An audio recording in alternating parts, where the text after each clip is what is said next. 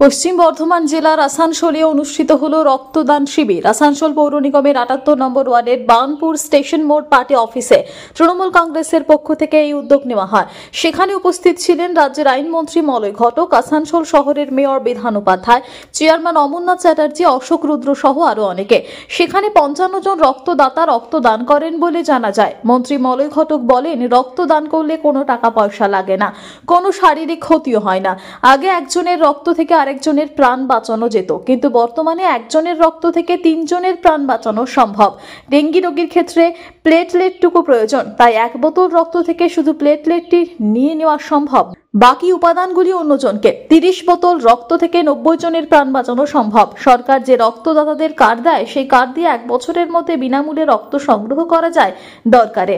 অশোক রুদ্র প্রতি বছর এই ধরনের ব্লাড ক্যাম্প করে থাকেন, তাই তাকে ধন্যবাদ জানালেন মন্ত্রী। আসানসোলের ব্লাড ব্যাংক যাতে খালি না থাকে, সেজন্য সব ধরনের প্রচেষ্টা থাকে তাদের, তাই আরো বেশি সংখ্যক রক্তদান শিবির অনুষ্ঠিত করা দরকার খনি অঞ্চল জুড়ে। রক্তদান হচ্ছে মানুষের সবথেকে মহৎ দান। কারণ রক্তদান করতে কোনো টাকার খরচা হয় না, পয়সার খরচা হয় না। রক্তদান করলে মানুষের শরীরের কোনো ক্ষতিও হয় না। অথচ কেউ যদি ১ বোতল রক্ত দান করেন, তাহলে সেই রক্তে আগে তো একজনের শরীরে প্রবেশ করানো যেত, একজন মানুষকে বাঁচানো যেত, এখন ৩ থেকে ৪ জন মানুষকেও কিন্তু বাঁচানো যায়। কারণ এখন রক্তের বিভাজন করা সম্ভব, রক্তটাকে ভাগ করে দেওয়া সম্ভব। এবং আমি ধন্যবাদ জানাই আমাদের মাননীয় মুখ্যমন্ত্রী মমতা ব্যানার্জিকে, যে আমরা প্রায় ৫ বছর আগেই আসানসোলে ব্লাড সেপারেশন ইউনিট তৈরি করতে পেরেছি। অর্থাৎ আজকে যদি এখানে ৩০ বোতল রক্ত দেয়, সেই ৩০ বোতল রক্তে কিন্তু আমরা ৩ × ৩০ ৯০ জন রোগীকে আমরা সারিয়ে উঠতে পারব।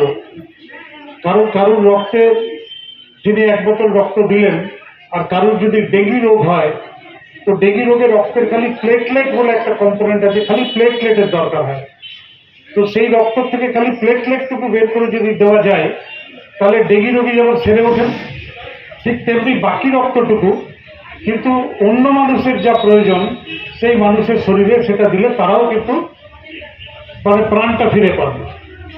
এবং রক্তদান আমরা এখনো যা করে থাকি আমাদের দেশে বা আমাদের রাজ্যে, এখনো বহু মানুষ আছেন যারা রক্তের অভাবে মারা যান।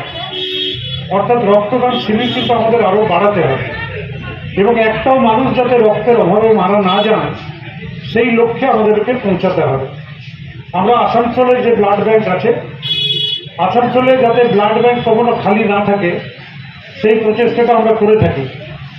তো আপনারা যারা রক্ত দিলেন, সত্যি আগামী দিনে বেশ কিছু মানুষ কিন্তু প্রাণ ফিরে পাবে।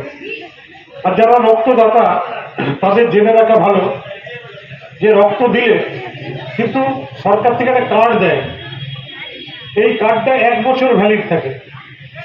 অর্থাৎ আপনার পরিবারের যদি কারো রক্তের দরকার হয়, এই কার্ডটা দিলে কিন্তু বিনা পয়সায় আপনি রক্ত পাবেন, এবং সঙ্গে সঙ্গে রক্ত পাবেন এই কার্ডের বিনিময়ে।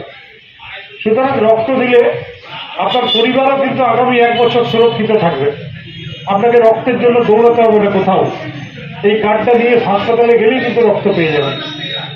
তাই আমি ধন্যবাদ আরো একবার জানাই যারা উদ্যোক্তা, বিশেষ করে অশোক রুদ্রকে, যার উদ্যোগে প্রতি বছরই এখানে রক্তদান শিবির হয়।